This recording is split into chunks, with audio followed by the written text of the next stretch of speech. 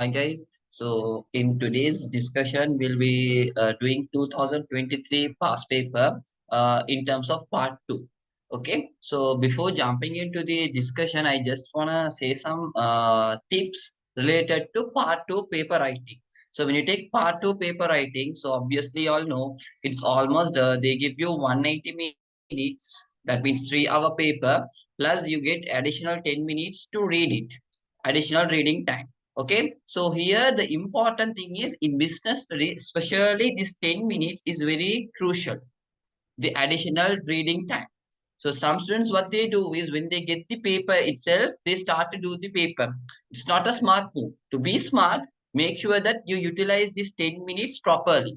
So even your question paper says, you can see here, use additional reading time to go through the question paper, select the questions you will answer and decide which you will prioritize. So make sure that you first of all take use of these 10 minutes. Then go ahead and choose your write your answers. So when you take business studies, you have to do 5 questions.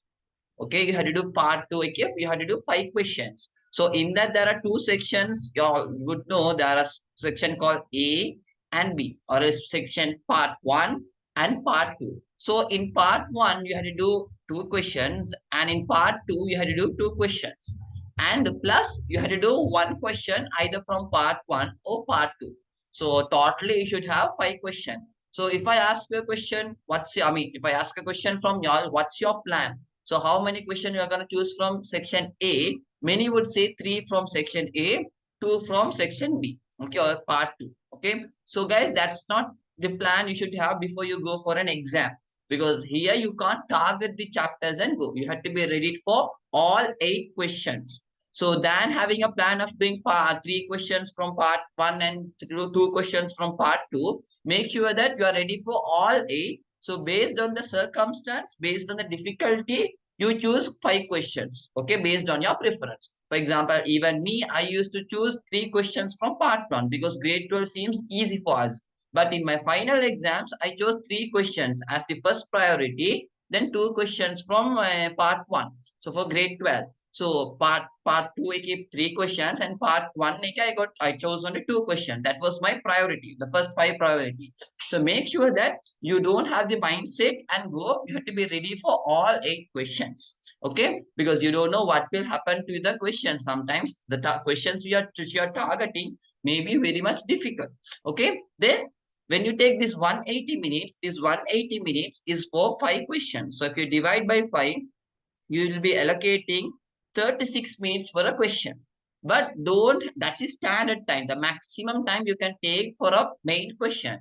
So what I would suggest is better to target 30 minutes.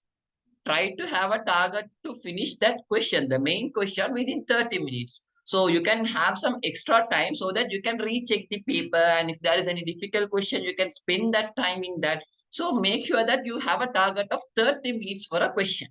Okay. Then when you're selecting a question, so first of all, when you get the paper, take a pencil, and in that 10 minutes reading time, make sure that you mark the questions which you all know. So if I was a student, what I would have done is I have a pencil in my hand. So I'll take the red color mark. So first of all, I'll read the first question. Okay, first question, Roman number 1. A part, they're asking nature of product. It seems easy, right? For advantages through a bank loan, that seems easy. Value addition, okay, I forgot it. So a small circle. So in this reading time, what you have to do is you have to mark the questions. If you are 100% sure with the answer, make sure you put a small tick that shows that you know that question. If you are doubtful, just put a small circle. You have to do this for question number 1 till 8. In that additional reading time, for all the question, do that. Then finally, you can see for the questions which has most number of tick, select that. That means you know the answers for that question compared to other questions. For the question which has more number of circles, that means those are doubtful. So make sure that you don't choose those questions. Okay, based on the number of ticks, you choose the main question. So that's a smart move which you can use. And that's the first thing. The second thing is if you are a student who is targeting for a good results, maybe a rank, maybe a pass or anything, and most of the students, what they do is they are lazy to read the full question. So if they take question number 1, they read till sub-Roman number 3, then after that they think, okay, till Roman number 3 seems easy, okay, we'll pursue this question. They are lazy to read these two questions. You know how your examiner structure the paper. They most of the time make a question difficult. They ask that tricky question, present context, all those in these last two parts only. In last two subparts only, they will what somehow make you stuck with the question structure. Okay, the difficult question, any current context. Okay, and most of the time, last question is asked for 4 marks. So many students don't see this are a risk taker. So make sure that when you are choosing a question, you read from sub-Roman number 1 to sub-Roman number 5. And especially for a student who is targeting for a good results, make sure that you know these last two questions perfectly. If you're 100% sure with the last two questions, if you can get the full marks, which is 8 marks, then choose that question. Because the first three is structured in a way that every student can answer. Even a weak student can do that. So if you are smart enough, make sure that you choose a question based on the last two criteria also. Okay, so that's how you have to first of all select the question. Now our time starts. 10 minutes done and dusted. Now we have to take the paper and do that. And when you're doing the paper, you had to do in the Roman number order. For example, if you're selecting question number 2, it's okay. In your first page, you can write question number 2.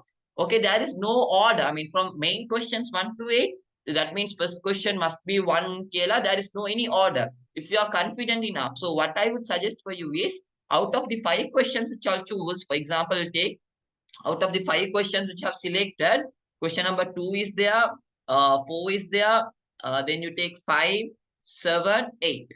Out of all these questions, for example, question number 5 seems very much easy for you. Okay, compared to other rest of the 4, this seems so easy. So what you do is, as the first question, go and write question number 5. Because examiner, we would say, right, first impression is the best impression. So if you go and select the question which you're 100% sure, confident, which you can write proper answer. So if you get the full marks, suppose if you get this full marks for the first question which you wrote, maybe this will change your examiner's mindset. They will have a positive attitude on you. Okay, this is a student who is capable. That if you do a question which is very much doubtful for you, if you don't get the full marks at the first question itself, they will have an inferior thoughts name. So you have to be smart enough to make a good impression on them also. Okay, so that's all. First of all, select the question which will give you more marks and which you're 100% confident. So there is no order in them. Okay, so but there is one thing you have to do. If you select question number 5, so I have observed some students, what they do is, for example, in question number 5, they know sub-Roman number 1 question, they write it. In Roman number 2, they have a doubt. Therefore, they write Roman number 3. They do Roman number 3, and finally only they will go into Roman number 2 question. Because that's doubtful to them. No, you can't change this order. This Roman number structure order is there. 1, 2, 3, 4, till that 5. You had to go in the order. The main question, you can change the order. But the important, the sub-questions, that one you can't change the order. You must go in the order. So, sir, if I don't know the second question, what should I do? Simple. First of all, do question number 1, sub Roman number 1. And if you are doubtful in Roman number 2, it's okay. Write number 2 and leave plenty of space, because it's not your paper, government's paper. So they are giving that for free, right? Okay, whenever you ask, they will give you. So there is nothing to be stingy. What you can do is, you can write Roman number 2 and leave plenty of space for that question and go and do the Roman number 3. Make sure you follow that order in sub questions. Okay. So that's all which I want to say. I hope the structure of the paper and how you had to plan it before doing stops and all, I hope that is clear for you. Okay. Now we'll go and start the discussion. Okay. Fine. Okay. The first question. So most of the time, the first question is most of the time tested from unit number 1 and unit number 2. Chapter number 1, which is background of business, and chapter number 2, which is business environment, or as we say BSR, business social responsibility. Most of the time, first 2 chapters are tested in your first question. But there is a specialty in this question. This question, most of the time, they ask a case study. Case study means they will give you a scenario. Based on that scenario, you have to write your answers. So there is a risk, right? When there is high risk only, there is high reward also. The risk is if you don't get the case study properly, you won't be able to continue the rest of the question sometimes. Okay, so that's the negativity. The cons. The process, high risk, high reward. If you 100% understood the case study, if you're 100% perfect, thorough with the case study, then the question which you're going to do would be very much easy because the answer is already there in the case study itself. So you have to just find out the correct answer. So there are some negatives, there are some positives. Based on your capability, capacity, and based on the question they are testing in your final exam, you're going to choose this question. Okay, so we'll take question number one. So first of all, read the case study a bit because subsection 1 till 5 is gonna be based on this case study. Okay, so in your final exam, all the sub question you would have read. So right, the plan, and you would have put a tick also. Now you have to use only one pen in your final exam. You can use color pens and all. Use just one blue pen. Now that's enough. So when you read the question, a case study, make sure you underline some key stuff.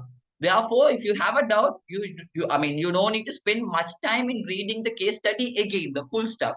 Just the underline word would give you a what hit. So see, Amali registered a yogurt manufacturing company. So the important thing is she is running a yogurt manufacturing company. Okay, fine. Then what about the rest? Name Yummy Yogurt. Okay, Yummy Yogurt. That's an important stuff. She operates. It's by a loan obtained from a state bank. So she has obtained a loan also. She intends to operate the business activities while engaging in social responsibilities. Okay, she's performing some social responsibilities as well. Amali has recruited 5 workers for the business. Currently, she explores new avenues. Okay, she is searching for new avenues that can add value to the product. That can add what? Value to the product. So you can see I have underlined the key terms here. Your next duty is just to read the questions. Okay, so we'll read the first question. The first question they are asking, state. State means you're not going to explain. It should be like a one word answer. So they're asking, state the classification of the business based on each of the following. Okay. So first question, nature of the product. So nature of the product, it should be either primary, secondary, or tertiary. Since we can see yogurt manufacturing. Manufacturing falls under what? Secondary. Okay. So you have to write secondary. Next one, objective. Objective means if they are running a business, their main objectives, but there are many, but they're asking you the main objective. So what's the main objective? Profit motive. Okay, so we can see the scheme also. So you can see secondary and profits. Okay, so 1 mark for secondary, 1 mark for profits. Here you can see they have not explained because they're asking you to state. Next one, B part, right? So if you are done with that question, put a tick for that with your pen, the same blue color pen, but already there will be a tick in pencil. Now you have to put a tick in with pen to say that you are done with that question. Okay, so you're done with A. Subsection B. Write 4 advantages Amali gains by obtaining a bank loan for the business. You can see there's a special thing in this sentence. They have bolded this word, right? That means they're asking you exactly 4. So they're asking 4 advantages you get by obtaining a loan. So you may think, sir, do we need the case study for this? In the case study, they have given only one hint related to that. She is obtaining a loan. That's all. They are not going beyond that. So for this, you no need the help of the case study. You can answer in general. What are the advantages of obtaining a bank loan? Okay. So since they're asking for 2 marks and 4 points, that means for 1 point, they're going to give you half a marks. Are you going to explain in depth? No. Just writing one sentence is enough because they're asking you to just write it. So you can see what are the advantages of obtaining a bank loan. Okay, so this is how you have to write. They're asking 4, right? So you can write 4. But if you know any extra stuff, make sure you add that also, like a spare. It's not compulsory, but it may sometimes give an additional advantage for you. For example, your second point is wrong means maybe the 5th point which you wrote as a spare can give you marks. Okay, but don't make the habit of writing too much answer. That shows that for your examiner, you are less confident with that. So just writing one extra spare would do. So what are the advantages of obtaining a loan? One thing is you have to pay on only installment, not as a lump sum amount. Okay, and sometimes in bank loan they give you less interest because of a business you are running. Okay, then you can say sometimes tax concessions can be obtained. Tax concession means if you are paying interest means For that amount, sometimes government will say not to pay taxes. So those are some added advantage. Okay. Then, so right 4, you can see how the marks is allocated. Half marks for 4 points. Then you get how many marks? 2 marks in total. Next question. Describe the meaning of value addition. So we are done with the B part. Second part. Second question A. Describe the meaning of value addition. So in your business, so now go and see the case study. What are they talking about value addition? Just the word is only there. They have not got given any hint. So they're asking you to describe. Okay. If they ask you to describe, you can't just write one small point. You have to write a sentence, a proper structured sentence, and you have to go and see the marks. Okay, they're asking for 2 marks. So what I would suggest for you is in value addition, there are around 3 meanings. There are 3 meanings in your syllabus. So it's better if you write 2 meanings and an example also. So if you write example, your examiners would be impressed because that shows that you know the content properly, right? So see, value addition means simply the difference between the cost and input. So that's the first definition. Okay, cost of inputs and the selling price. Or else value addition is also called as what? Value added at each stage of production. For example, when you're manufacturing a furniture, from plantation, you're producing timber, you're making a value. Then from timber, you're manufacturing furniture, final product. So you're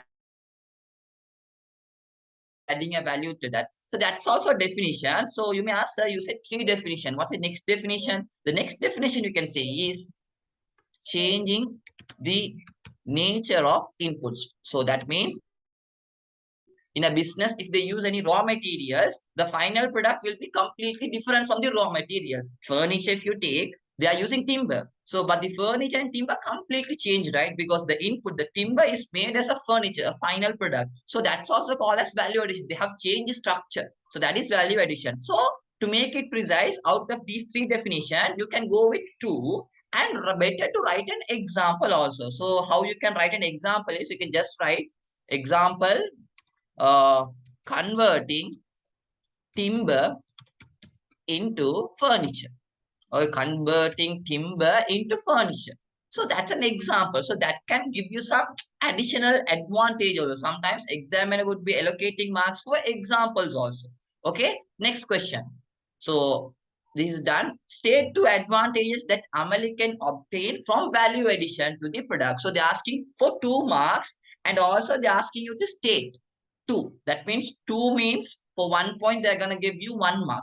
And state means you should not go in depth. Just a small sentence is enough. Okay. So what's the advantage of having that value addition? The value of your product will increase because you are going to sell it, for example, furniture, not the timber. And you can charge high prices for that because you are putting some effort to that. If you are charging high prices, what will happen to your profit margin? Your profit margin will start to increase. Okay, so profit margin increase, selling price increase. Now you can get some new customers for this. Okay, and you can get customers loyalty. When your customers are strong, you can face your competition successfully. But out of these 6, just writing 2 is enough. Okay, next question.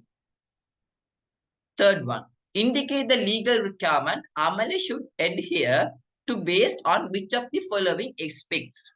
Business registration. So, okay. So for business registration, you know the business name will play a vital role. So you had to go and see the out of the underlying word, anything which talks about business name. Yeah, Yummy Yogurt. So Yummy Yogurt is the business name. But what's the owner's name? Amali. Something should click your mind. Okay, now you will go and see how much of marks. Just for 1 marks, they're asking. 1 marks means just for one small sentence is enough. So you know that if the owner's name and the business name are different, especially if it is a sole proprietor, one person ownership means you must register your business name. So since Amali is different, Yummy Yogurt, the business name is completely different. She must go to the divisional secretariat and register her business. So you have to validate that. So you can see when the business is operated by using a name other than Amali's full name, it is required to register under Business Name Ordinance, what? Section 6 of 1980. Okay, so then what about divisional secretariat office? Those stuff don't need because they ask only for 1 mark. And also see how the marks is structured. See here, only the reason half mark without legal source. If you didn't mention this business name ordinance, you'll get only half a mark. To get full mark, you have to say the reason. That means owner and the business name are different, and also you have to say the ordinance also. Then only you will get the full mark. And the next question, percentage of employer ETF. So you know, right? ETF is 3%. ETF percentage is what 3. Will you get the full marks? Yes, because there is no additional stuff you have to write for this. Good. So those are easy. Next one. B. State whether Yummy Yogurt firm is liable or not to pay income tax. First question.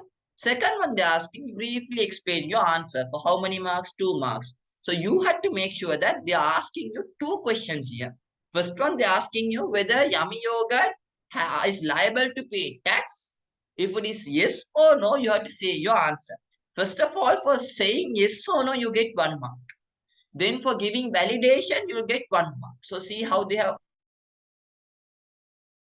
allocated the marks. You see, no. For that, they give you 1 marks. Then for the reasons, they are going to give you 1 mark. So here, Yummy Yogurt won't pay the tax. Amali, the owner only will pay the tax because, you know, in sole proprietorship, they have something called no legal personality. That means owner and the business are the same. Whatever the business activity, owner only had to perform using his own name. So if they want to pay tax, Amali, her name only, her name only must be used to pay the tax, not the business name. So for saying no, 1 mark. For saying the reason, you get 1 mark. Okay, good. Next one. Roman number 4. Mention 2 social responsibility Amali can perform through her business. So did we study anything about social responsibility in that case study? Yeah, there was a word, but only social responsibilities there. They have not gone beyond that. So you have to say what are the things simply a business should perform as social responsibility. Here you no need the case study. Here you can just write some general stuff. So, you know, for social responsibility, we have studied 3 parties: CEOs, customers, employees, owners, and the society. So you can write any 2 contribution, example for contribution for them. So you can see creating job opportunities. That means it will be something towards society. And managing waste, society. Green products, community welfare, quality products is for customers. So you can write, yes, I mean, just 2 activity and you will get the full marks. Okay. Next one. Briefly explain why a business needs to engage in social responsibility. Okay. Here they are asking you, you said some activities need. Okay. Are you going to explain those activities? No. It's just mention. Mention means you have to just write in a small point. And the second question they're asking you is briefly explain. So some students, when they see the word briefly explain, they get scared. Briefly explain means you have to explain in short form. Okay, not as a big para, a small paragraph. So here they're asking you why a business should perform social responsibility. So simply they are asking you the importance of social responsibility. That's the reason business is performing this, right? So if they're asking for 2 marks, now we are blank. You don't know how many points to write or how the structure. The hint is 2 marks. So if they're asking for 2 marks, what you can do is maybe you can write 2 solid reasons why a business should perform. So I can write an answer like this. The business should perform social responsibility since they can increase the goodwill and the reputation of the firm. First thing. Second thing what I can say is also it can retain or else attract customers. At the meantime, it can also attract new employees for the organization. Okay. Another reason you can say is hence it will lead to increased sales and profits of the business. But you can write these as points also. There is no harm. It's better if you go as a para because they're asking you briefly explain me. If you write in points also fine, but make sure that it's a 2-mark answer. Don't write just one silly point. Make sure you write a proper 1 or 2 line sentence. Okay. Question number 5. Name 2 external and internal stakeholders and state an influence from each stakeholders on Amali's business. They're asking for 4 marks. Now you have to go and divide the marks. So they're asking you for Amali's business, who are the stakeholders, and write to stakeholders. Okay. Internal and write to external stakeholders. So see here, first of all, and before saying the example, I'll show you how the marks is allocated. See here, naming 2 parties. Okay, in external environment, for saying 2 parties, you get 1 mark. For mentioning an influence, you get 1 mark. That means for external, you get 2 marks. Same like that, you have to do for internal also. For mentioning 2 parties, 1 mark. For mentioning an influence, you get 1 mark.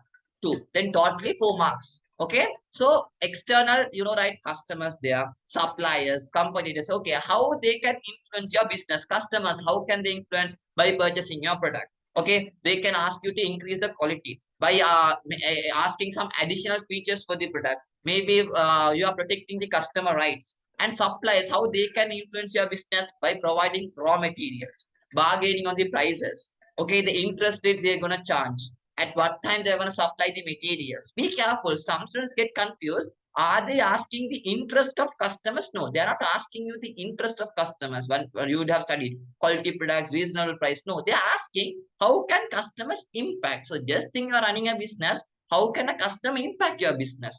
Think like that and answer. Likewise, when you take internal, you can take owner. Okay, how can owner can impact your business? He can influence your business by giving you investment. Okay, he can impact your business by taking decisions. Okay, then how can an employee impact your business? They can impact your business by asking a salary, the ensuring the job security. Okay, for participating operational activity. So those are the answers. So this is how your question number 1 is structured. 4 marks. Okay, it seems very much easy. Okay, then we'll move on to the question number 2. So question number 2, you can see, so question number 2 is most of the time tested from chapter number 2, 3 and 4, which is government intervention, government and business organization. Most of the time they select. And here they don't ask case study questions mostly. Here they ask you specific questions, okay, theory oriented. So for a student who is very much towards theory oriented, maybe this question would suit you. But a student who is like innovative, who is not relying much on notes than that, thinking on their own and writing for them, question 2 is a bit risky. Okay, so first of all, they have given you a case study. So you may ask, sir, they have given a case study, right? You said question number 1 only carries case study, but in question number 2 also, sometimes they give you case study not to find the answer, as a hint. Okay, sometimes they give you a case study as a hint, saying that, okay, you can see this question. Rasika established a software development firm in Sri Lanka. Okay, and last one, see, Rasika intends to convert the business into a private limited company. So they are giving you a hint. That means this question is going to be tested from this business organization, Kiela. Okay, so now go and answer. State for limitations of a sole proprietorship business. So for this, do you need the case study? Obviously not. You have to just write in general. So since they're asking state, don't go and explain. Just 1 or 2 word answer is enough. 2 marks means, okay, how many points? 4 points. That means for 1 point, they're going to give you 0 point, half a mark only. So what are the limitations of sole proprietor? Okay, there is only one known. Independent decision making can be unsuccessful. Losses cannot be shared. And some students, what they do is when they see the word limitation for sole proprietor or partner, they quickly go and write no legal personality, no content. Don't write that. Make sure you write that as your last priority. First of all, write some limitation which are unique for sole proprietor only. Because now you are doing advanced level. So your answer should be advanced. So than writing no legal, because those are common for many businesses, right? So write some limitation which are unique for sole proprietor. Then see, right to entrepreneurial skills Rasika possess based on the above case. Okay, in this case, they're asking what are the entrepreneurial skills. So you know there are 4 entrepreneurial skills in your business. So we use the abbreviation, we say MILK. Okay, so which is management. Then you can take interpersonal, and sorry guys, management. Then you can take interpersonal, and L stands for what? Leadership, and the last one, what's the last word? C stands for what? Communication. So you make sure that you write these only. Okay, make it with clear. So you may ask me, sir, do we need to explain? No need to explain. Okay, because they're not asking you to explain stuff, just they're asking you to write the skills. Okay, you may think now the question is asking write 2 skills based on the above case. So guys, even in the above case, you can see here, establish a software development firm on his own. Okay, that's a leadership, doing something alone. Initially, his business catered local clients. So you are having a connection. So we can take interpersonal. And for that, you have to communicate. So you can take communicational. Since you are running a company, you are a manager also. You have to take decisions. So management skills. Okay, done. So first 2 questions, easy, done and dusted. Second question. If Rasika develops a web-based software, okay, like a website, state whether that belongs to a good or a service. The first question, okay, and justify your answer giving two reasons. They're asking for 2 marks. Okay, first of all, you have to say whether it's a good or a service. For that, you get 1 mark, and for saying reason you get 1 mark. So website, is it a good or a service? It's something which is intangible, you can't see it. So that's a service, and you have to go and justify. That means you have to say the reasons why that's a service, so that you can, so for this what you can do is you can write the characteristics of service. So you may ask, sir, do we need to explain these reasons? No need, because you know, for saying a good or a service, 1 mark. For justifying, they're going to give you 1 mark. In that justification, you're going to justify 2 points, right? So 2 points that means for 1 point, they're going to give you 1 mark. Sorry, half a mark. So you don't need to go and justify in tips. You can write intangibility, because software, you can't touch it. And also you can say variability. So the way it's used for person are different. For example, I can go for a website and I can use for classes. A student can go for a website and maybe like watching a video game or something. So websites are developed for different purpose, right? All the people don't go for one purpose, and the features you get is also different. So you can justify through the characteristics of services. Next one. So A is done. B part. Right to advantages of a private limited company compared to a sole proprietorship. So you have to write some, there are many advantages of private limited, but here you have to write some advantages which cannot be seen in sole proprietor, but can be seen in private limited. So in private limited, what are the advantages you can see? Okay, so if I'm not wrong, so you can generate a large amount of capital here. You can generate a large amount of capital. You have legal personality, continued existence, perpetual succession, and you will have a proper management team to monitor the business. You can share your risk. So, right? Like they're asking two, right? Yeah, they're asking two advantages, right? Two advantages which are unique only for what? For private limited compared to sole proprietor. Next one, question number 3. So I'm going to explain no, because they are asking you to write only. So small sentence is enough. Next one. State separately the minimum number of directors to be appointed for a PLC and a private limited company according to Companies Act. So it's very easy. You have to just write public limited company minimum 2. Private limited company minimum 1. You have to just write it. So that's how they have written in your scheme also. See here. Okay. Next one. Question number B. Name for documents need name. Name means you just write it up. Needed to be submitted to the Registrar of Companies office to incorporate Rasika's business as a private limited company. So there are 4 documents, but obviously there are 5. Okay, but they're asking only 4. So what are the 4 documents? Application form. Then you have this directors, secretaries consent letter, and then you have the AOA, Articles of Association. There is another one also which is not included here. You can say approval of business name. So that's also a document you have to submit saying that your business name is registered. That is valid. Okay, fine. Next one, 4th one, A. Right for benefits Rasika can enjoy by outsourcing. So that's what I said. Smart fellows, make sure that you see the question number 4 and 5. The sub question, because that's where they can ask you some tricky questions. So some students were confused. What is outsourcing? And asking you 4 advantages for 2 marks. So they are going to give you only half a mark for 1 advantage. So what is outsourcing? Outsourcing means simple. There are some business activities which you can't perform in your business because of lack of time, lack of employees, lack of infrastructure. You can give it to another company to perform that. That is only outsourcing means. Okay. Or else in terms, if I want to explain in simple terms, like when you take home, in your home, your parents could have taught you, right? Okay, your school syllabus and all. So why don't they do? Because they don't have time, or else they are not that much experienced like school teachers. So they send you to school. So school is teaching you. So simply your parents outsourced you, okay, because they can't do an activity. So that same like that business also does something. So what are the advantages of those if you outsource? Simple guys. We can say you don't need employees to do that activity in your company. Complete accounts is done by another company on behalf of you. So do you need accountants? No. So you can reduce the employee. Because of that, you can reduce the employee's cost, like salaries and all. Okay, you don't need that much of infrastructure. You don't need these computers, accounting softwares and all. And the company which you gave is only doing accounting. So their knowledge would be very high than you. Okay, so those are the advantages. In the second question, they're asking you, mention that also same. You have to just write a small sentence, a point. Two challenges. Okay, what are the challenges you face when you outsource? Okay, so if you give it to another company, what are the challenges you face? One thing is you can't control because that company has the mere control of your account.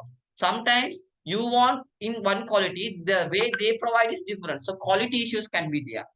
And there can be some leak of information because your account information is given to another company, right? So your privacy is not secure.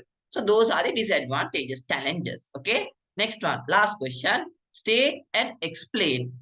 State and explain to contribution this business can provide to address the economic crisis in Sri Lanka. So they're asking you to state and explain. So how you have to structure the answer is in your teacher's answer scheme, they have given like this. Okay, so students think that if we write this word only, do we get the full marks? Obviously not. If you write only this, you won't get the full marks. See the marking scheme. Naming two facts, you get 2 marks. Explaining two facts, you get 2 marks. So just I'll take 1 point and explain. So if you outsource, what's the advantage you get is that when you take Rasika's company, they are, catering some clients from foreign countries, right? So we'll take the first advantage, which they are here even. Okay, wait a minute. Okay. I'll take this one. Okay. Earning foreign exchange. So this is how you have to write your answer. Okay. So earning foreign exchange. First of all, state it. Okay. First of all, state that answer. So for stating, you get 1 mark. Okay. For stating this, you get 1 mark. We will name it. Then you have to go and explain. So when you're explaining here, you have to just write your own words. Okay. So not connected to syllabus or something. Maybe your own words. Okay. Earning foreign exchange. How it can solve the current economic crisis. Okay. I'll write. So you first of all explain how they are earning. When Rasika provides uh, services to clients, to foreign clients, I'm sorry, to foreign clients, this will enable business to earn foreign currencies, okay, which will this will enable business to earn foreign currency. Therefore the problem of foreign exchange shortage of the economy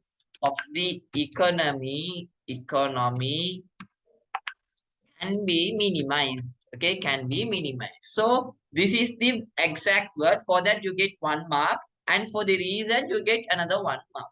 So for this you have to use your general stuff and connect to the content. Okay, so that's how your question number 2, your marking is done. Okay, fine.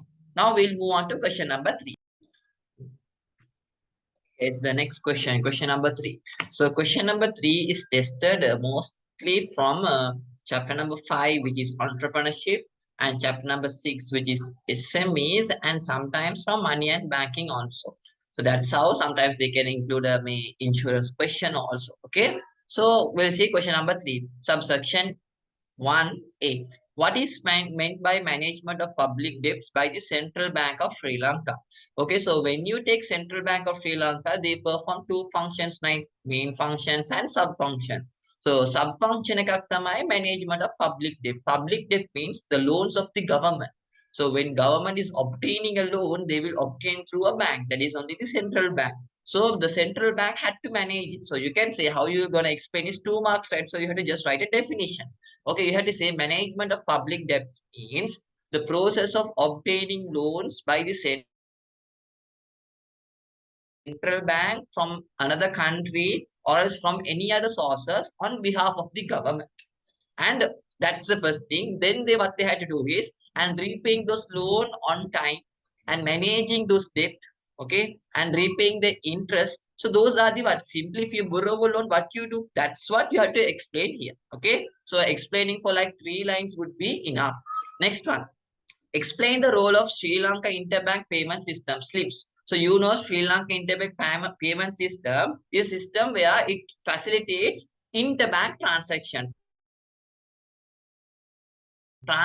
among banks. That's the first thing. Okay, first thing is transactions among banks. And the second thing is they will facilitate transaction which is less than 1 million only.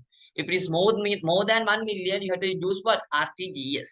So you have to explain two things here. First one is it will facilitate interbank transaction of money, and also it will facilitate only the transaction worth less than 1 million. Okay. Next one. So explain here, no need to go in depth because asking for 2 marks only. Next one, what is the role of unit trust management company? So in unit trust, there are 3 parties.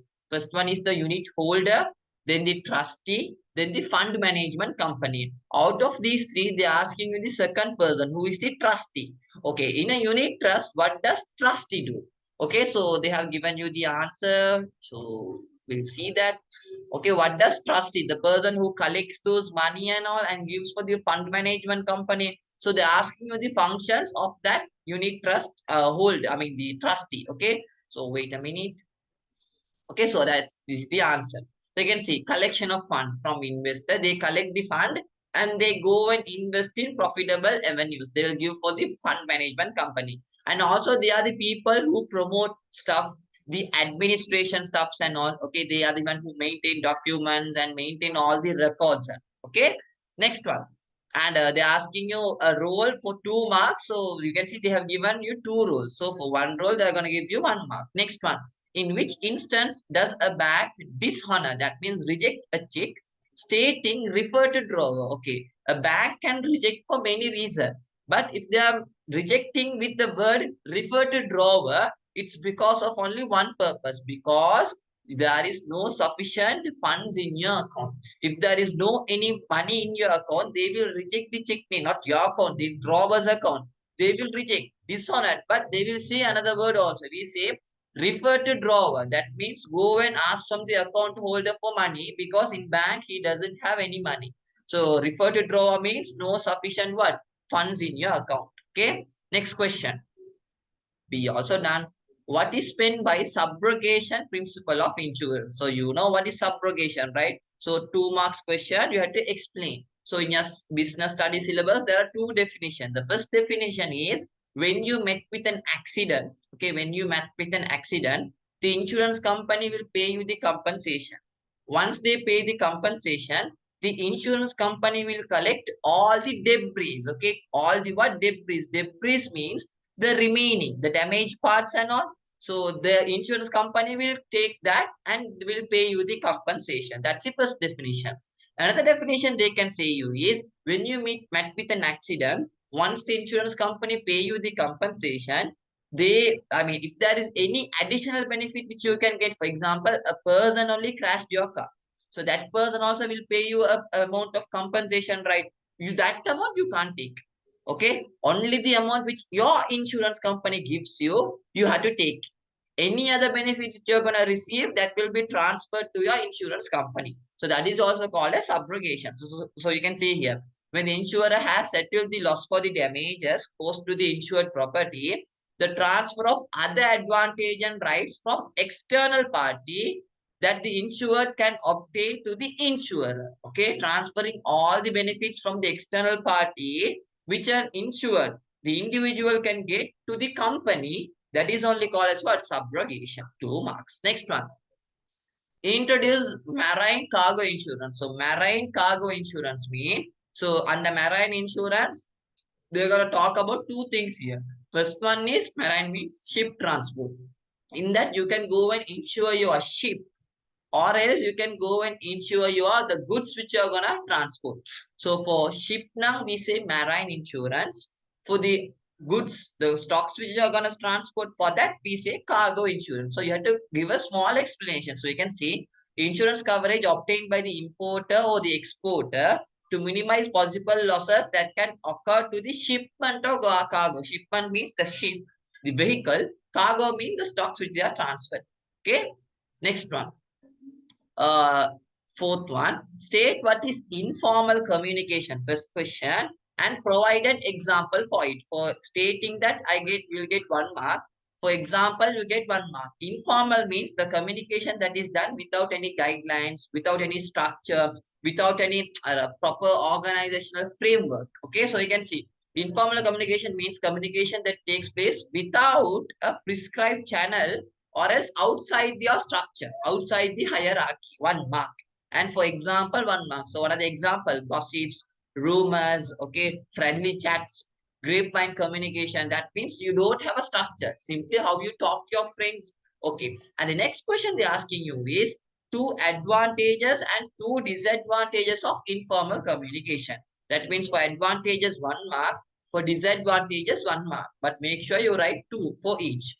So for what are the advantages? Simply it can be a source of motivation. Okay, you can get more information about people. A proper understanding will be developed through informal communication, and this communication will happen so quickly. And what are the disadvantages? Sometimes rumors can be spread, false information will start to spread. Okay, sometimes misunderstanding, fights can occur through informal communication, and informal communication will happen between like two parties or three parties, so it won't reach all the organization. For organization, there is no purpose of informal communication because there is no use from that. Okay, so that companies goodwill can be damaged, because in a company if there are so many rumors, gossips and all, that means they are talking something bad about a person or a company, right? So for a company, that's a disadvantage, right? Okay, reputation can be impacted. So those are advantage and disadvantage. Next one you have is right for, okay, fifth Roman question. Right for advantages of containerization for the transportation of goods. Containerization means packaging. If you package a good in a way that it can be easily transported, what are the advantages? The first advantage is what? You can easily transport. Okay. Another one you can take is the product's lifetime will be increased.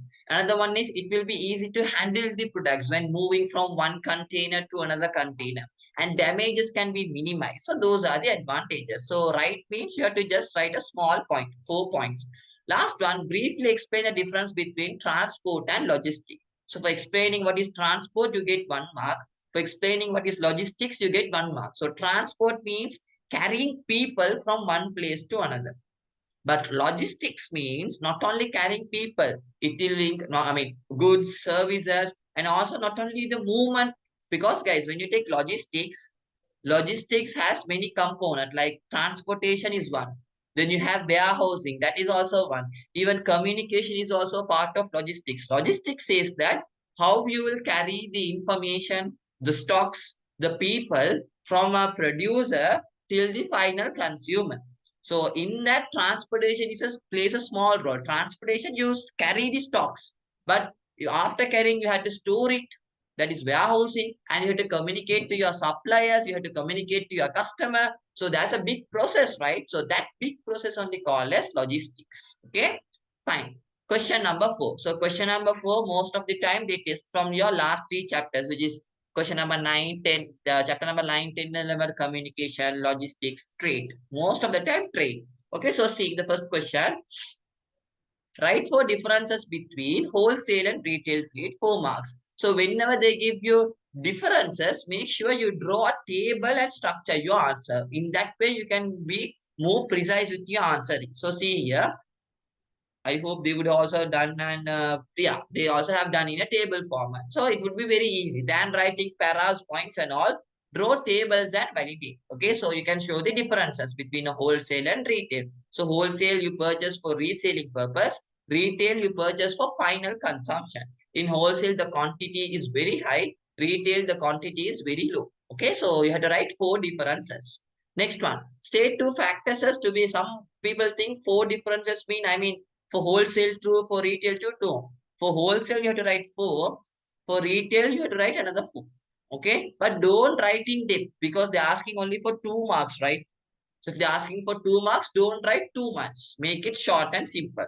State 2 factors to be considered in designing a warehouse for storing industrial chemicals. State now you no need to explain. They're asking for 2 marks means so 1.1 mark. So what are the factors? Simply, even though they are saying industrial chemicals, to confuse you all, you just write the common stuff you have to consider when selecting a warehouse, like zoning, layout, the cost, material handling capabilities, proximity to major linkage, those stuffs. Okay. And question number 2. State two e-business models and briefly explain each of them. For stating, you get 1 mark. For explaining, you get 1 mark. So what are e-business model means? Those B2B, B2C, C2C, those stuffs only. So first of all, you have to write those. So B2B means business to business, and you have to go and explain a bit. B2B means business is selling a good to another business. Write an example. Example, you can write AliExpress.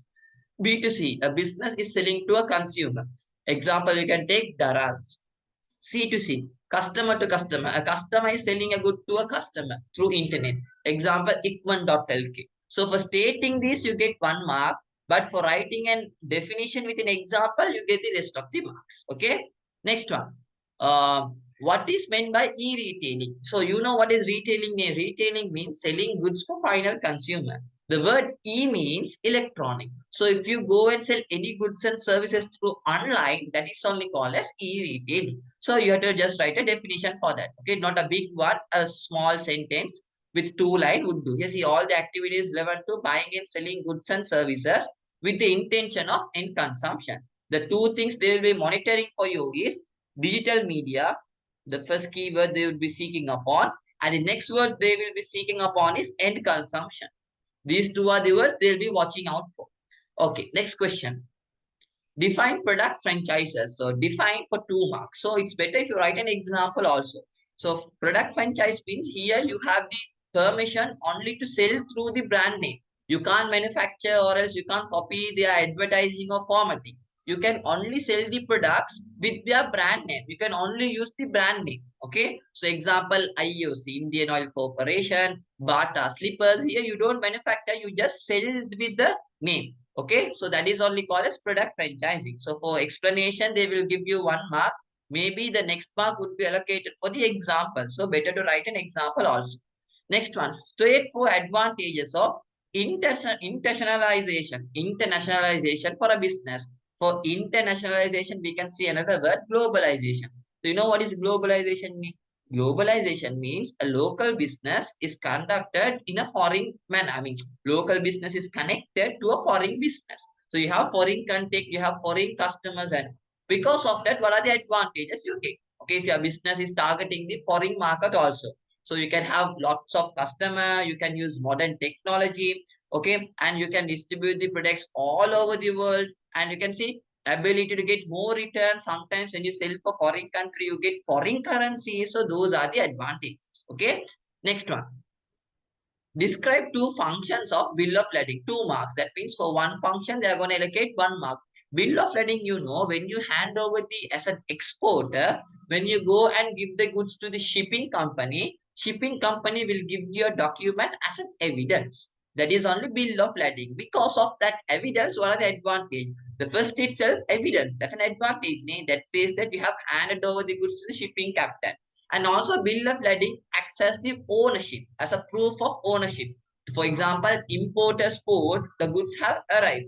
So importer won't go just and say, these are my goods, through words. He will show a document. He will show the bill of lading. Exporter will have the original copy. He will send the original copy, a duplicate of that, to the importer. Importer will show that and claim the goods. So show the ownership, you need bill of lading. So for 2 functions, 2 marks. Next one.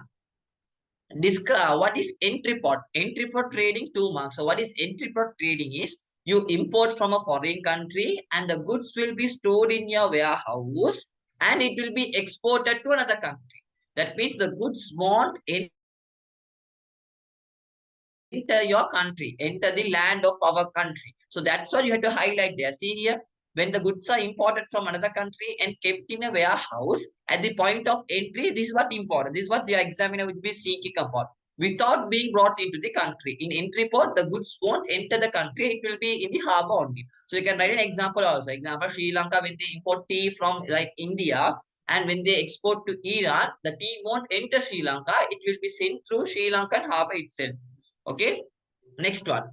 State 2 multilateral agreement. Multilateral means an agreement which has more than 2 countries combined.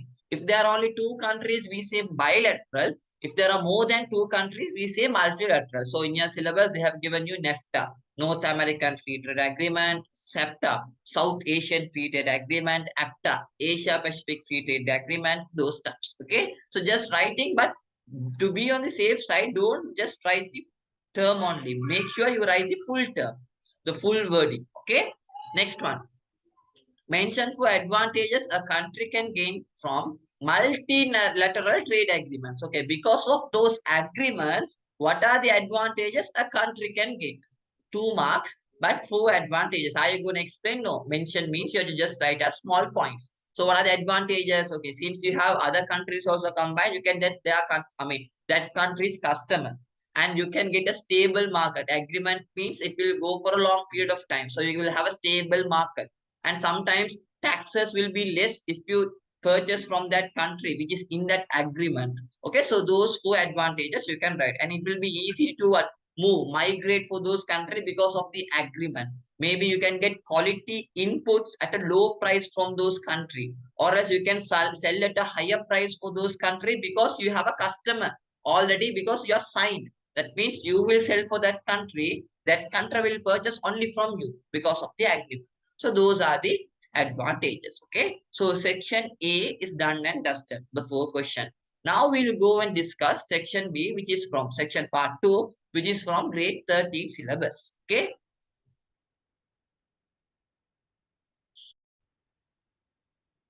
Okay, question number 5.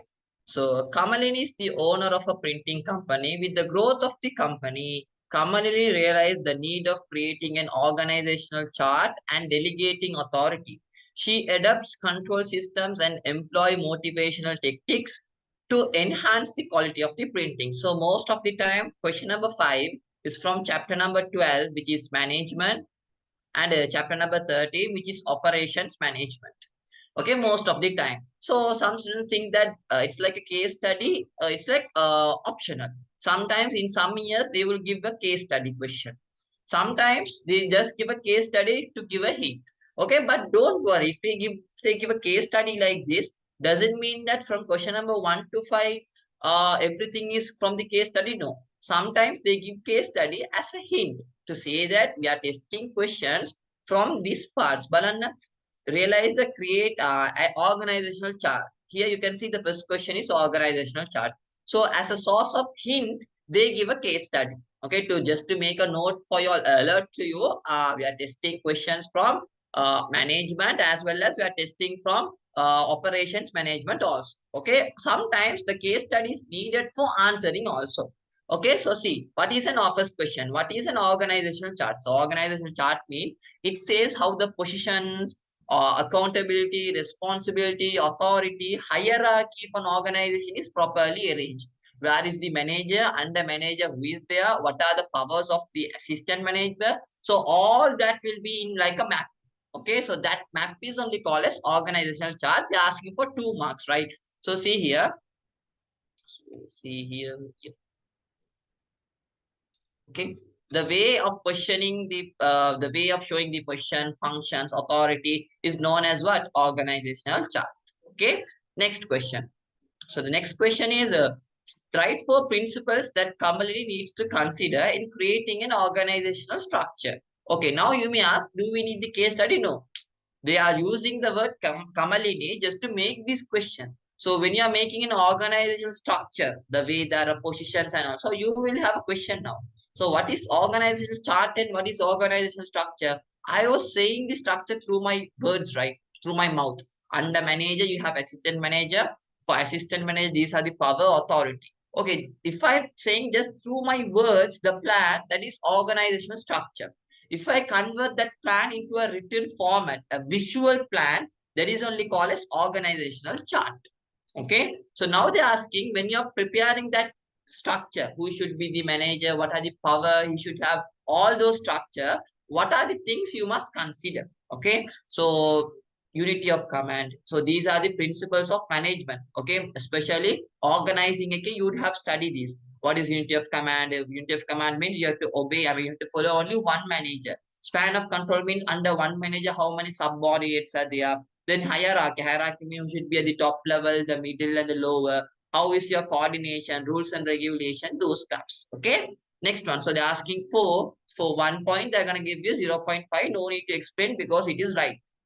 Next question. So A, B done.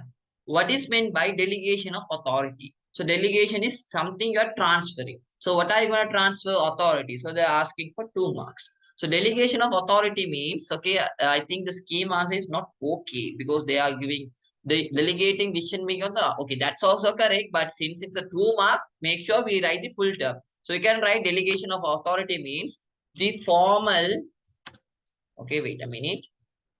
The formal process, okay, the formal process of transferring you will transfer two things, authority and responsibility, from top level management to low level management. Simply, you are transferring the decision making power and all those stuff from a top manager to a low level manager. That is only delegation of authority means. Okay. What's the next question? Okay. Right to challenges Kamalini face in delegating the authority. So when Kamalini is transferring all this decision making power and everything to a low level manager, there may be some problems. Some problems like sometimes maybe incompetency of employees. Employees won't be that much knowledgeable to handle those. Sometimes employees are scared, hesitate. They hesitate. Another one is if you give the authority, you have to give them the access of private information of the company. So information is getting leaked. Also, those are the challenges. Okay. Next one. Explain why employee motivation is required for Kamalini's company. So you may think, is it unique for Kamalini's business? No, they're asking you in general. For a company, why they need employee motivation? Since they are not mentioning the number of points, you have to go and see how many marks. 2 marks, right? So for 2 marks means make sure that you write two reasons. And those two reasons are a bit lengthy because they're asking you to explain. So just because of employee motivation, what are the things? Okay, see here. One thing is enhanced employee productivity. For this, you won't get marks. You have to go and explain this a bit. So you can say to increase the employee productivity through minimizing the resources wastage, employee motivation can be used. Another one you can take is employee turnover. Okay, to prevent employees leaving the organization frequently, employee motivation can be used as a remedy, as a solution for that. Okay, so you have to explain two reasons. Don't just limit to a point because they're asking you to explain. Next one, right to non-financial motivation tactics Kamalini can adapt. Non-financial means without money, what are the other ways Kamalini, a company can motivate? For example, trips. Okay, and then you can take food, transportation, accommodation, then funding children education. Those are what? Non-financial motives. Okay. They're asking only two. Just write to, no need to explain. Question number 4A. Explain how quality of printing will be enhanced if Kamalini, so you know Kamalini is running a printing company.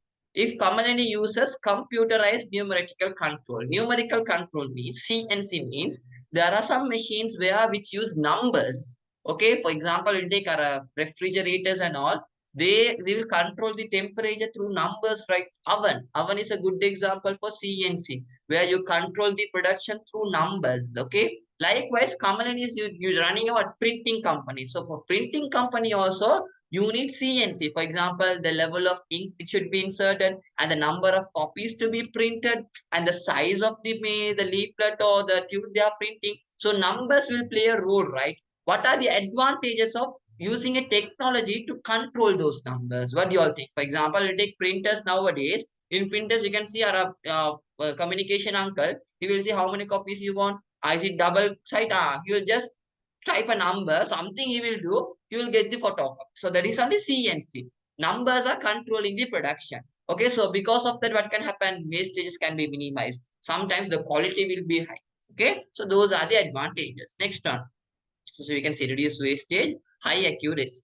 Okay, so I got explain. Yes, here see explain. So if I write these two words, I won't get the full marks. You have to explain. Okay, so for example, reducing wastage I will take. Okay, since the number of production and the quantity is properly controlled through compute CNC, the wastage or else the excess products can be minimized. That's first one. Okay, next one. Some production details of Kamalini's company are given below. Okay, fine. So they are giving you the estimate and actual. Estimate, we can say another word, budgeted. So they are giving you the budgeted information. At the same time, they are giving you the actual information. Budgeted information, they are saying raw material cost per unit. For a unit, 200, and you're estimating to produce 6 kilograms of unit, 6 unit. And actual, it went 250 rupees. Okay, you estimated 200, but actual cost is how much? You incurred 250 and you produced 8 quantity. Okay, 8 kilograms. So they're asking if the quantity, that means for a unit, it will incur 200 rupees. For a unit, the number of raw material unit is 6 kilogram. Okay, but actually what happened? You incurred 250 for a unit and you took 8 kilograms to produce a unit. So how many units you are producing? You are producing 300 units. So the question is, calculate the price variance. Okay, they ask you to calculate the price variance. So what you have to do is, so first of all, go and see here, see the scheme. 15 to 30. Okay, how did this 50 came? Okay, see here, 200 is the budget, but actually how much you incur? 250. So how much is the difference? 50 is the difference, right? Okay, how many units you are gonna produce? 300. So 15 to 300 will give you how much? 1,500. No, 15,000, right? So variance is how much? 15,000. Now remember, right? Make sure you write rupees. Okay, they're asking you the value, right? Price means rupees. Now the next question is, state whether the variance which you calculated is favorable or not. Okay, for to see whether it is favorable or not, you have to compare with estimate and actual. So just think as a business, a logical student, estimate is 200, but the actual cost is 250. So you have spent more than the budget you had. So it's something which is negative, right? So we say that as unfavorable.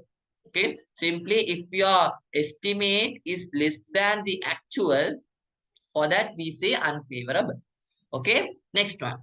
State the most appropriate production method that Kamalini should apply for her business with 3 advantages. Okay, you know production method, there are 4. Job, batch, process, and flow production. So since Kamalini is running a printing company, for a printing company, the most appropriate would be batch. But if you write batch, you won't get the full marks. They're asking you 3 advantages. That means for writing batch, you get 1 mark. For writing advantages, you get 3 marks. So make sure you write 3 advantages. Don't write small one. Write a big, like a sentence one. Okay. So you have to write batch production. What are the advantages of batch production? You can change the designs for each batch. You can produce in sometimes in large quantity, and you can also customize the product compared to flow production. So write 3 advantages. So you can see how the marks is allocated.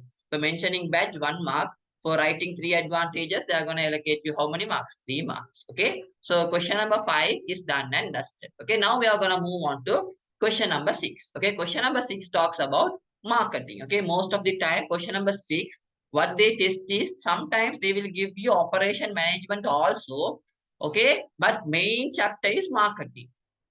And maybe sometimes they will test financial management also. But the main question is marketing management. Okay. Fine. Now we'll start. Okay, guys. So question number 6, make sure you study the case study. I mean, read the case study also. Kanchana recently started an electrical appliance manufacturing company. Underline that. In Sri Lanka. Although his products are at an introductory stage of the product life cycle, underline the key terms.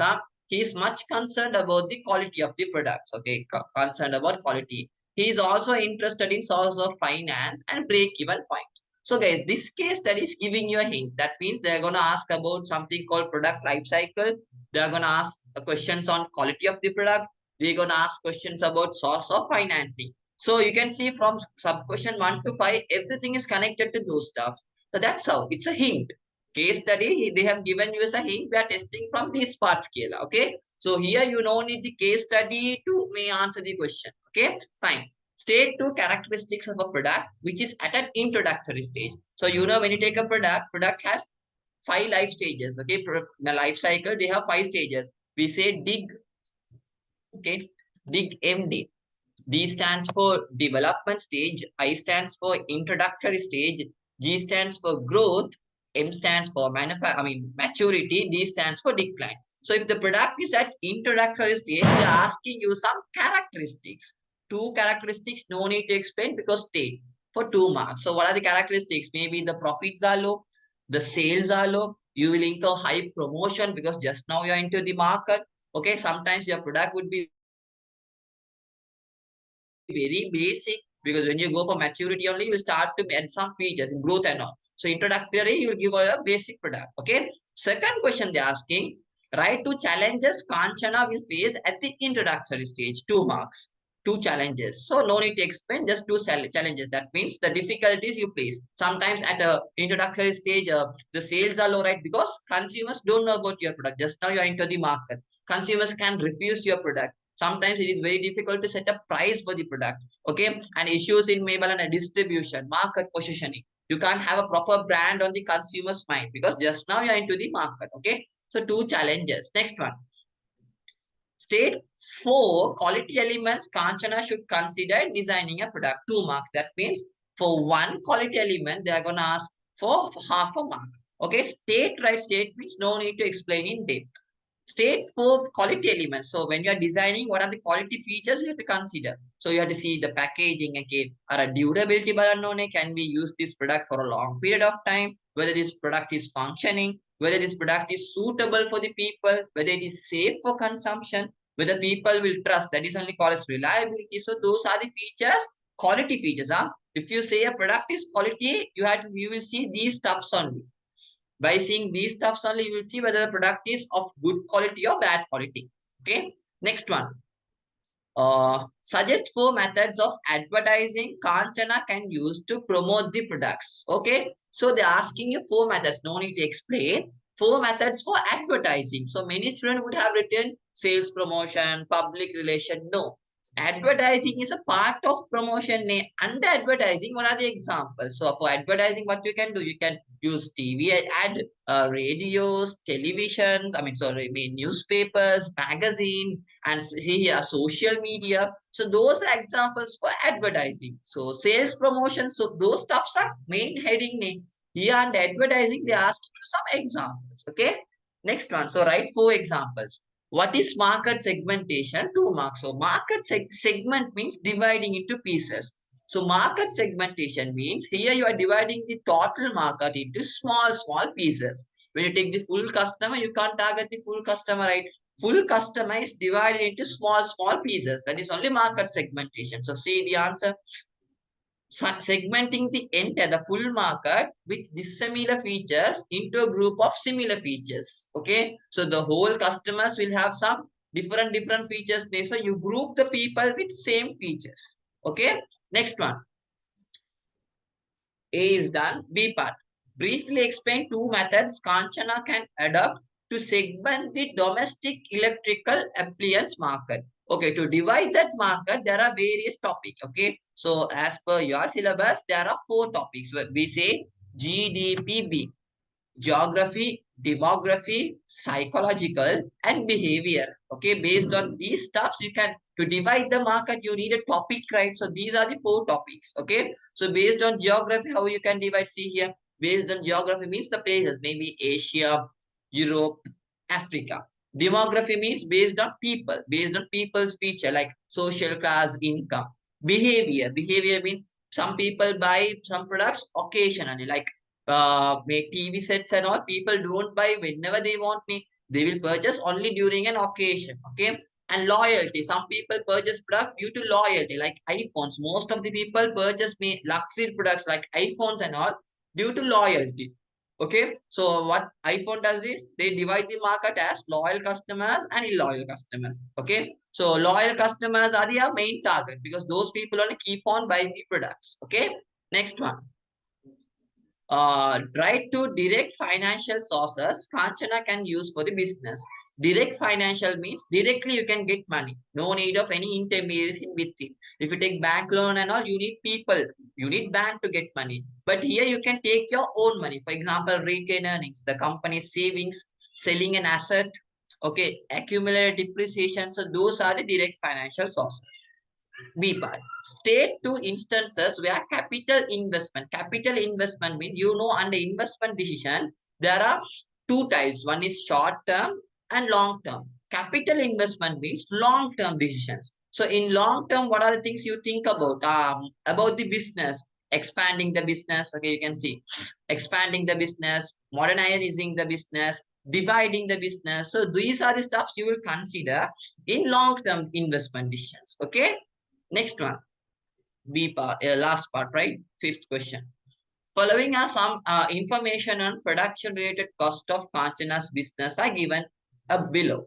Okay, calculate the break-even point. So make sure when you get any equation questions and all, to show your colors, to show that you are smart, you write the formula also. Even, for example, your calculation wrong, sometimes for the formula, they can give you marks. BEP is equal to fixed cost over contribution per unit. Contribution per unit. So that's the formula, right? Everyone knows it. Easy one. Okay. So write the formula and then go and write the answer. So you can see fixed cost is 300,000. Contribution means what? Selling price minus the variable cost. So how much is the selling price? They said 1,000. 1,000 minus 500 variable cost. Then you will get 500 as contribution. So 3,000, 300,000 divided by 500 is 600 units. Okay, so first question is asking in units. Second question they're asking you in rupees. So 600 units you're selling. How much, for what price you're gonna sell? You're gonna sell for 1,000 rupees, right? So 1,000 means how much you'll get? 1, 2, 3. So you get 600,000. So that's your sales price. Okay, so rupees means how you have to do is convert that BEP, multiply that BEP with the rupees value. Okay, next one. If the company sells 1,500 units, what will be the profit gain? For this, you can calculate in many ways. Okay. So in your scheme, they have used the formula. So see the formula here. Expected units is equal to total fixed cost plus profit divided by contribution per unit. So you know how much of units you are going to sell. But now you want to find the profit. Okay. So you have to do like a max. Okay. Like a mathematics you have to use. What you have to do is you have to make this profit alone. Okay. For that, first of all, take this 500. This 500 is dividing me. If you take to other side, it will be multiplied, right? So this 500, you'll go and multiply with this 1,500. Then you'll get 750,000. Okay. Then this plus 300,000, if you take to other side, it will become minus 300,000. So finally, you get 450,000. That's your profit. Okay. So make sure you study this formula. In this formula, you're going to find the profit because they are selling 1,500 units. They are asking for 1,500 units. How much of profit you will get? Or else we can use another formula also. Profit is equal to total contribution divided by total fixed cost. You can use this formula also. So total contribution means, first of all, see, from selling one product, how much of contribution you are going to gain? 500. Sorry, 500 rupees. How much of units you are going to sell? Sorry, guys. 1,500 units, right? Okay. So 500 multiplied by 1,500, you will get 45. 1, 2, 3, 4. 450,000. Okay. Very sorry. So 450,000, if I'm not wrong. 500 into, no, wrong. It's wrong, ne? 550, 75, sorry. 750,000 minus, the fixed cost. How much is the fixed cost? 300,000, ne? 300,000. So how much of profit you are going to gain? 450,000. You can use the other formula also. Okay. Next question. If the company doubles the selling price, what will be the break-even point in units? Okay, same formula. Total fixed cost will be the same. Now contribution will change because they are saying selling price is how much? 2,000 now. Earlier it was 1,000. Now they are adding additional 1,000. I mean, they are doubling the price. That means it will become 2,000. But the variable cost is the same, which is 500. So 2,000 minus 500 is how much? Contribution now. Contribution is now 1,500 rupees. Okay, sorry, 1,500. So 300,000 divided by 1,500, you will get 200 units. Make sure you write the formulas. Okay, so they have tested a bit of what financial management also from question number 6. Okay, fine. We'll now move on to question number. Okay, so question number 7 is tested from finance management and HR, human resource management. But the main thing is most of the time they test most question from finance management. But here finance management would have a small role because question number 6 also they tested, right? So here may sometimes HR would play a major role. Okay, we'll look. Name two ways, name, you don't need to explain. A public limited company can register in the Colombo Stock Exchange. So there are three ways you can register. It's better if you write all the three ways through IPO, offer for sale, and offer for what? Subscription. Okay. Next one. What is meant by all share price index, which is also called as ASPI? So all share price index says that how the prices of the stocks of listed company, that means all the companies which are in stock markets, how is the movement, how is the price change, okay, how is the average, how they have performed today. So that is only ASPI. So you can see this shows the fluctuation of price of voting ordinary shares of all the listed companies. So there is something, another one is also there. Hopefully you would know that we say S&P, Standard and Poor, Standard Poor SL20. This will say only the top 20 company in the Colombo Stock Exchange, how their prices are changing. ASPS is the overall price change of all the shares. Okay, good. Next one. State the difference between cash budget and capital budget. So budget means which is talking about future. So you have to say two difference. It's better if you go through a table format. Okay. Yes, table again. So see here, cash budget is short term. Capital budget is for long term. In cash budget, we talk about cash flow decision. How is cash coming in, going out? Capital budget, we talk about investment decisions.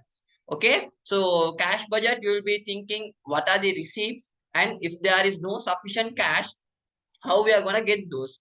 In investment, you will be thinking about the profits you are going to get. Okay. Next question. So A also done. Mention four objectives of financial management. Mention. No need to explain. Four, right? That means for one objective, you are going to get half a mark. So what are the four objectives? There are many objectives. You have to write only four. Out of these stuffs, I will say the most important one is the fifth one. Maximizing the wealth of whom? The shareholders. Okay. Next question, subsection A.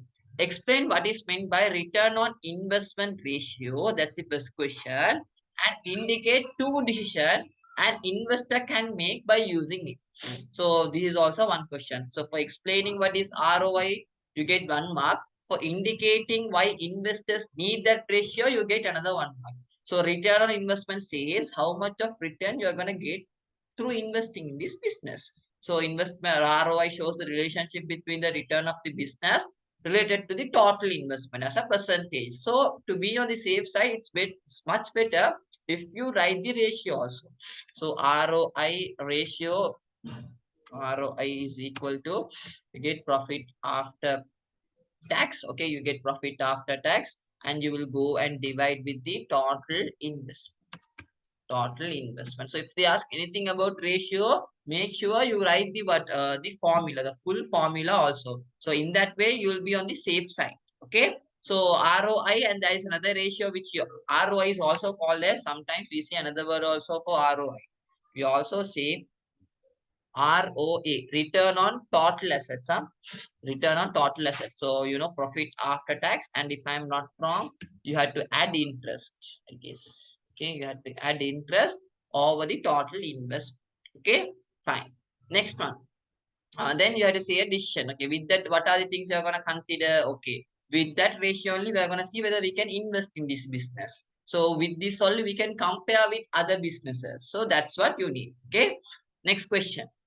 B. State why an organization requires HR planning. First question.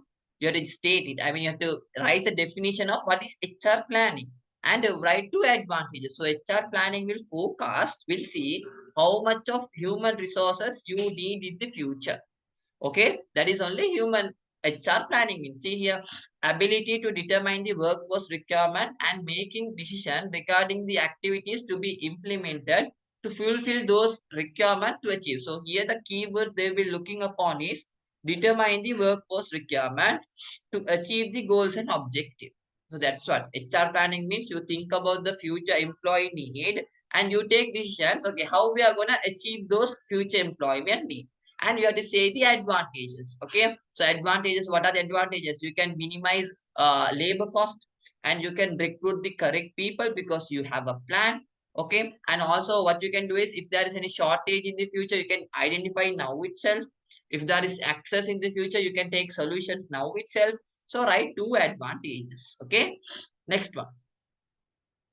Write two advantages and two disadvantages of recruiting casual employees. So casual employees means these people are recruited only for a time period. For example, season time during Christmas, during May festival seasons, especially some companies need some extra, not companies, most of the stalls and all, they need some extra people to work in. So they are hired only for that season, for that time period. Those are only casual employees. So what are the advantages and disadvantages? So two advantages of what? You don't need to pay so much of salary. Even though you pay, you don't need to pay this EPF, ETF and all because they're not permanent. And whenever you want, you can eliminate them. You can remove them. And disadvantages is since they are hired for temporary, casual purpose, they won't be so much efficient. Okay, they won't show loyalty because they are not our employees like who are staying for more than 1 or 2 years. Okay, so high absenteeism, they won't come for work also because we can't take any actions. So those are disadvantages. Next one, state two benefits each an employer and an employee, the boss and the worker can gain through a performance appraisal. So you know what is performance appraisal mean? Performance appraisal means evaluating the work of the employee. With that, what are the advantages a boss will gain and the worker will gain? Boss, he will see, okay, this employee needs training. So training needs can be identified. And also employee, boss can see whether we can give promotion for this employee through their performance. So those are the advantages too. For an employee, what he can learn from an evaluation, okay, he will identify his weaknesses, the shortcomings of it. It can act as a promotional, a motivation to also because their works are evaluated and they're giving feedback. So he can improve upon that. So he can be ready for future promotions. Okay, next one. Question number 5A. State two ways of providing on-the-job training. So they're asking you two examples for on-the-job. On-the-job means the training that is provided while you're performing the job itself. Okay. And indicate two benefits an organization can obtain from it. Through on-the-job training, what are the advantages an employee will get? Okay. So on-the-job employee, right? If I'm not wrong. Sorry, organization, a company will give. So first of all, say examples like coaching, apprenticeship, internship. Those are example for what? On the job, and what are the advantages? Okay, so since you are giving training during the work, less cost. Okay, laborers will be familiar with the complete working environment because they are gonna work in this environment, so they will have proper understanding and experience. So those are the advantages. Okay, next one. Right for advantages of an effective grievance handling. Grievance handling means in your company, sometimes employees will be stressed, moved out. They will be in a sorrow. Grievance means sorrow, right? Because of the work. Okay. Grievance handling means you as a company taking measures to solve that, to identify their problems and give them solutions and make them happy to make them come out of that stress situation. Because of that process, as a company, what are the advantages you get? So first thing is employee won't leave the organization. Employees will be motivated, their productivity will increase, employee will be loyal towards the business. Okay, so write four advantages. Are you going to explain? No, because they're asking you to write. Okay, just a small sentence, a small point is enough. Okay, so last question. So last question, most of the time they test from three chapters. Okay, they can test from HR. HR is a small part only. They can test from information system, and also they can test from business plan.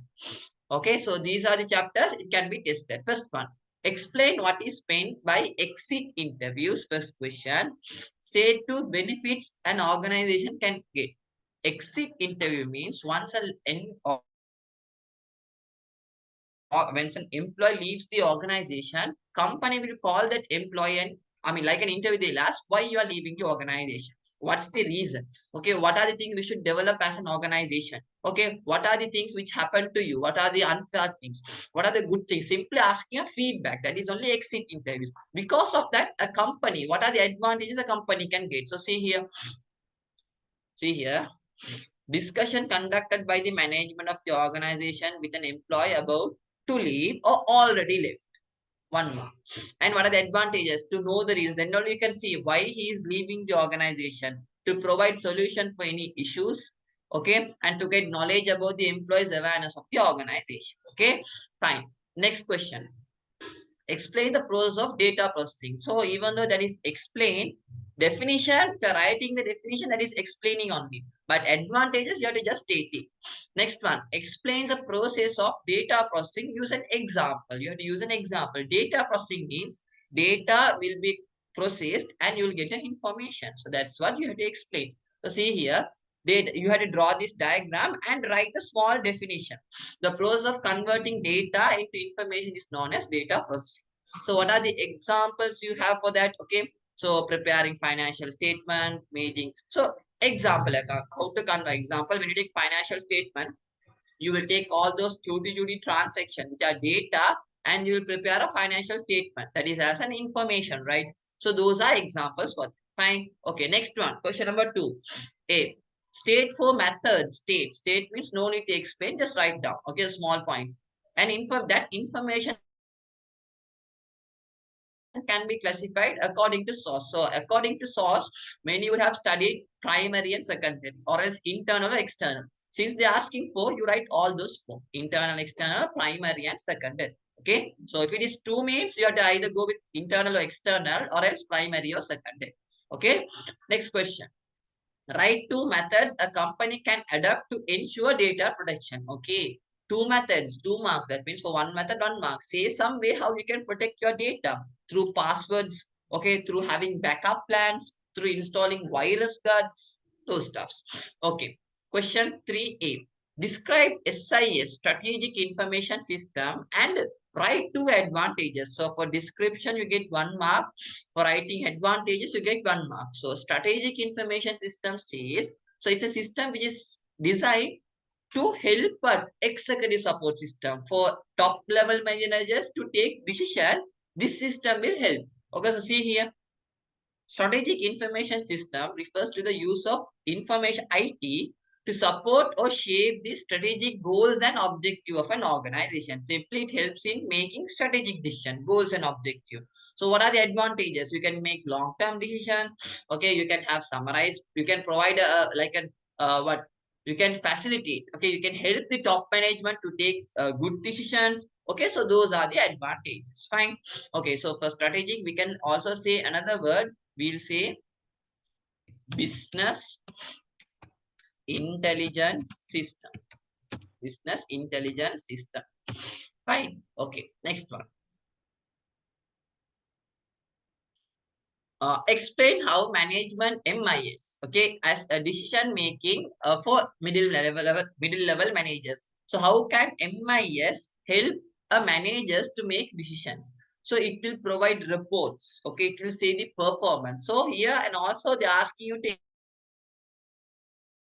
explain for 2 marks need. So what you do is, than writing a paragraph, write 2 points, but those 2 points write in sentences, a big sentence, since they're asking you to explain. So see how they have read. They also have followed this same format. See here, facilitate middle level managers to reach current. That means to get an idea of your performance. Also to analyze information daily, weekly, monthly, and all. So make sure you write the same things. Okay. Next one. So that is also done. A. State 2 instances each where social media can be a threat to businesses and customers. Easy, right? No need to explain. You have to just state it. So for a business, how it can be a threat? Sometimes hacking this can be there. Okay, false information can be there. High competition. Okay, for customers. Okay, same thing. False information. Okay, privacy issues. Those stuff. And next question: state for situation a business plan is required. Okay, for situation. Do you need to explain? No, because state. So what are the situations like? When you're starting a business, okay, when you're expanding your business, when you're obtaining a bank loan, okay, those are the situations where you prepare a business plan. So question number five. So question number five, most of the time they ask from a general knowledge like green products, green stuffs only they ask. So here also they have asked about green products. So green environment. Okay. Green product means what? The product which are causing less harm to the environment or else which are favorable for the environment. They consume only less energy. So first of all, explain and better if you write an example also. So see here, green products are designed and produced with the goal of minimizing their impact on the environment. You can write some examples like electric cars, okay, electric cars, then you can take LED bulbs. Those are examples. Okay, next one. Write for advantages for consumers from green products. Okay, for a customer, what are the advantages they can gain through these green products, environmental friendly products? Example, what you can say, okay, it's a way you can show you are protecting the environment. Okay, so it will lead to sustainable development also. Sometimes government will charge less taxes, so you can purchase at a low price. Okay, so those are the advantages. Fine. So those are the 8 questions and the way you have to answer and all those stuff I explained. I hope this session is very clear for you all, and we'll meet in the next session. Until that, it's bye. Good night. Have a safe day.